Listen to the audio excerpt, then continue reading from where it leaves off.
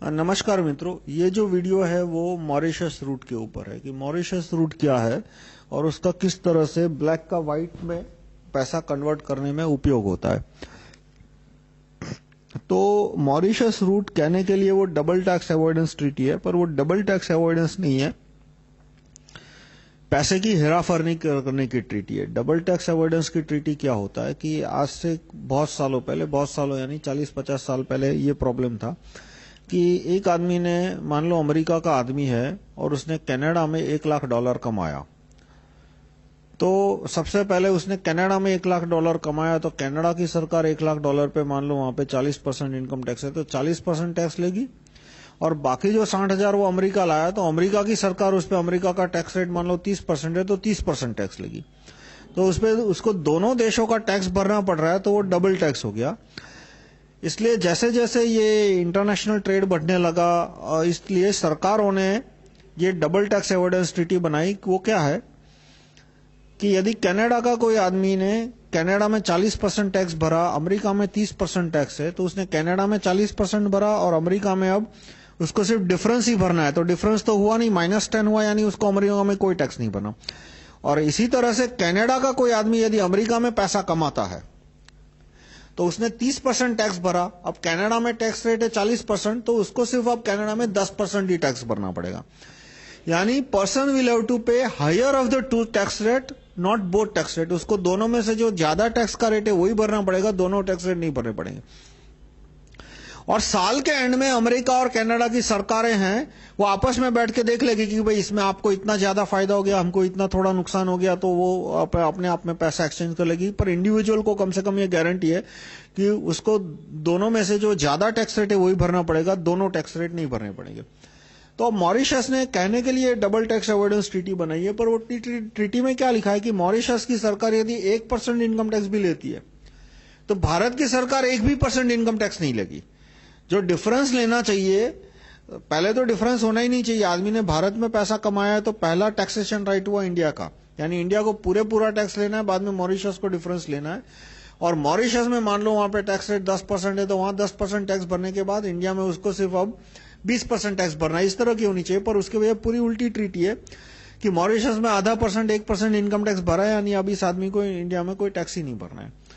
तो इस तरह से मॉरिशस की कोई कंपनी, यानी वो कंपनी का फिजिकली मॉरिशस में होना जरूरी नहीं है, मॉरिशस का एक एड्रेस होना चाहिए। उसने मॉरिशस में एक छोटा 10 फुट बाई 10 फुट की ऑफिस खरीद ली, वहां पे एक आदमी बिठा दिया तो बहुत है, एक आदमी नहीं बिठाया तो भी बस वहां पे एक फोन नंबर होना चाहिए, एक एड्रेस होना चाहिए, यानी वो मॉरिशस की कंपनी हो गई।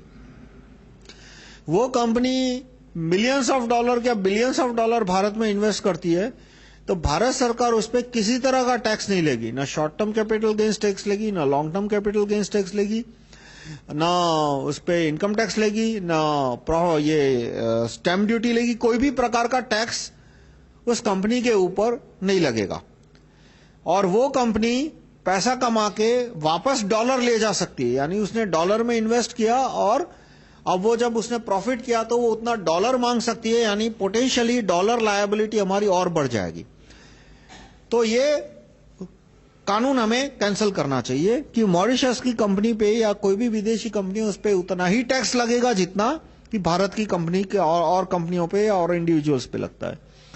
अब इसमें मनी लॉन्ड्रिंग कैसे होता है कि मान लो मैं एक भ्रष्ट मंत्री या भ्रष्ट न्यायाधीश या भ्रष्ट अधिकारी हूं, मेरे पास 100 करोड़ है, मान लो वो ब्लैक मनी है इंडिया के अंदर, मुझे उसका व्हाइट करना है, तो मैं वो किसी तरह से मॉरिशस में ले जाऊंगा, उसको डॉलर में कन्वर्ट करके। मॉरिशस में मैंने डॉलर में जमा किया, मॉरिशस में मैंने अपने नाम की कंपनी खोली, मान लो भारत में मेरी एक कंपनी है राहुल मेहता सॉफ्टवेयर, और उसमें मैंने कहीं से मैं 1 करोड़ का व्हाइट ले आया, वो उसमें 1 करोड़ की मैंने बिजनेस शुरू किया, उसके मैंने शेयर निकाले, और जो 100 करोड़ थे वो राहुल मेहता मॉरिशस नाम की एक कंपनी है, उसने पैसे मैंने उसके खाते में पहुंचा दिए। अब वो राहुल मेहता मॉरिशस है, वो इंडिया आके पैसा इन्वेस्ट कर सकती है। तो मेरा जो 1 करोड़ का राहुल मेहता इंडिया का शेयर है, वो 1 करोड़ का जो थे, वो 1 साल बाद वो शेयर मैंने 1 साल अपने पास रखे। अब 1 साल बाद जब राहुल मेहता मॉरिशस वो शेयर 100 करोड़ में खरीद लेगी, तो वो 100 करोड़ मेरे खाते में व्हाइट आ गया। अब उस पर मुझे टैक्स कितना भरना पड़ेगा? 0%। क्यों? क्योंकि वो शेयर मैंने 1 साल तक अपने पास रखे, 1 साल के बाद बेचे, यानी मुझे सिर्फ long term capital gains tax भरना पड़ेगा। और long term capital gains tax India में शेयर मार्केट में कितना है? 0%। तो इस तरह से मेरा ब्लैक का पैसा व्हाइट हो गया। अब दूसरा आता है कि मॉरिशस से जो पैसा आता है, भारत सरकार ने कानून बनाया है कि मॉरिशस से कोई कंपनी आके भारत में पैसा इन्वेस्ट करती है तो उससे मालिक का नाम नहीं पूछने का। यानी यूं समझो कि कानूनन ही हो गया कि कोई भ्रष्ट मंत्री है, भ्रष्ट न्यायाधीश है, कोई दाऊद इब्राहिम जैसा स्मगलर या टेररिस्ट है, वो अपना पैसा मॉरिशस ले जाके वो इंडिया में इन्वेस्ट करके उसको मैनेज कर सकता है। तो इस तरह से Mauritius is the biggest investor in India. अब कंट्री, आप दुनिया का नक्शा देखोगे तो शायद आपको मॉरिशस दिखेगा भी नहीं, इतना छोटा सा कंट्री है। वहां पे एक चीनी उगती है थोड़ी बहुत, पर इतनी छोटी लैंड है कि उगू की कितनी चीनी उगेगी। और टूरिज्म इंडस्ट्री है, पर टूरिज्म इंडस्ट्री भी सब इंडिया के अधिकतर लोग जाते हैं वहां पे। नॉन इंडियन टूरिस्ट वहां पे बहुत कम है। इंडियंस ही वहां पे होटल चलाते हैं, इंडियंस ही टूरिस्ट की तरह से जाते हैं। और वहां पे जो पैसा है मॉरिशस बैंक में वो भी अधिकतर इंडिया का है। अब वो मॉरिशस बैंक कौन चला रहा है? तो मॉरिशस बैंक के नाम भारत सरकार को ऑफिशियली पता नहीं है। भारत सरकार को यूं समझो कि ऑफिशियली उनको कुछ नहीं पता। जो गब्बर सिंह का डायलॉग है कि हमें कुछ नहीं पता, वो भारत सरकार पे वर्ड टू वर्ड अप्लाई होता है कि भारत सरकार को आप मॉरिशस के बारे में कोई भी प्रश्न पूछो तो जवाब आता है हमको नहीं पता, हमको नहीं पता, हमको कुछ नहीं पता।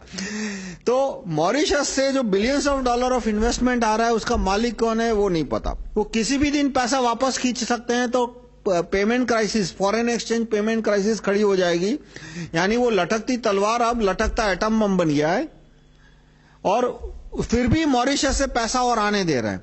जिस आदमी का नाम हमें पता ना हो उसका क्यों हमें पैसा नहीं आने देना चाहिए? क्योंकि हम इस कंडीशन के साथ पैसा ले रहे हैं कि जिस दिन उसने डॉलर मांगा उस दिन हम उसको डॉलर देंगे। तो हमें उसी आदमी को आने देना चाहिए कि कम से कम हम भरोसा कर सके कि ये 5-10 साल तक वापस नहीं मांगने वाला। या तो हम टर्म्स एंड कंडीशन रख दे कि भाई डॉलर मिला है, वापस नहीं मिलेगा डॉलर, रुपया ले लो और रुपया जितना इन्वेस्ट करना है भारत में करो, लेकिन अब आपको वापस ले जाने के लिए डॉलर या सोना चांदी आपको मैन्युफैक्चर्ड गुड खरीद के ले जाने तो ले जाओ, बाकी नहीं मिलेगा। तो वो टर्म्स एंड कंडीशन रख दो तो कोई प्रॉब्लम नहीं, पर वो टर्म्स एंड कंडीशन नहीं रखी है। तो अब क्रिमिनल्स का पैसा, दाऊद का पैसा कहते हैं बहुत सारा लगा हुआ है, शरद पवार जैसे भ्रष्ट मंत्रियों को पैसा मॉरिशस से आया है। रॉबर्ट वड्रा ने डीएलएफ में बहुत सारा पैसा, उसका ब्लैक मनी है वो मॉरिशस ले गया। उसका यानी उसकी सास सुरपंखा गांधी यानी सोनिया गांधी का पैसा है वो मॉरिशस बैंक में वहां से आया है। और सच गलत अब ये तो वेरीफाई करना पड़ेगा, जब तक नार्को टेस्ट नहीं लेते कुछ नहीं कह सकते। कि मनमोहन सिंह की 3 बेटियां हैं अमेरिका में, उनको अमेरिका की सिटीजन है वो तीनों की तीन, उनके भी मॉरिशस में $1 बिलियन प्लस पैसा जमा हो गया है। यशवंत सिन्हा के बेटे भी उनका भी काफी मॉरिशस में इन्वेस्टमेंट है। और अमेरिका में तो है ही, अमेरिका में तो $100 of millions के उनके एसेट है, उनके और उनकी पुत्री वधू के। और मॉरिशस बैंक में भी उनका काफी अच्छा पैसा है। और मॉरिशस बैंक के जो टैक्स रियायत है वो कैंसल होनी चाहिए, ऐसा दिल्ली हाईकोर्ट ने जजमेंट दिया था। इनका राजीव दीक्षित जी ने केस फाइल किया था मॉरिशस रूट खत्म करने के लिए, तो दिल्ली हाईकोर्ट ने उनके फेवर में जजमेंट दिया था। और इनकम टैक्स डिपार्टमेंट ने भी एक मेमो निकाला था कि मॉरिशस कंपनियों को बोला था कि तुम्हारी जितने बिजनेस मतलब तुमने जितना पैसा कमाया उस पर कैपिटल गेन्स टैक्स भरना पड़ेगा। और यशवंत सिन्हा ने वो memo income tax board cancel करे वैसा एक दूसरा मेमो निकाला। वो बोर्ड के सर्कुलर बोलते, सॉरी इनकम टैक्स बोर्ड ने सर्कुलर निकाला, बोर्ड ऑफ डायरेक्ट टैक्सेशन बोलते, उसने सर्कुलर निकाला था कि मॉरिशस कंपनियों को टैक्स भरना पड़ेगा। तो यशवंत सिन्हा ने मेमो निकाला कि ये सर्कुलर कैंसिल करो। फाइनली सुप्रीम कोर्ट में गया तो सुप्रीम कोर्ट के जज तो सब बिके हुए हैं। सुप्रीम कोर्ट के जज ने दीक्षित जी कि आजादी बचाओ आंदोलन ने जो दिल्ली हाईकोर्ट से फेवरेबल जजमेंट लिया था वो भी कैंसिल कर दिया। और central board of direct taxation का मेमो था, जो सर्कुलर था कि मॉरिशस की कंपनियों को टैक्स भरना पड़ेगा, वो भी कैंसिल कर दिया। यानी मॉरिशस कंपनियों की टैक्स छूट है वो चालू रही सुप्रीम कोर्ट के जजों की बदौलत से। अब हम इसमें क्या कर सकते हैं कि एक तो आपसे मैं कहूंगा कि आप अपने सांसद को एसएमएस से आदेश भेजो कि मॉरिशस की ट्रीटी आज की तारीख से कैंसिल की जाए।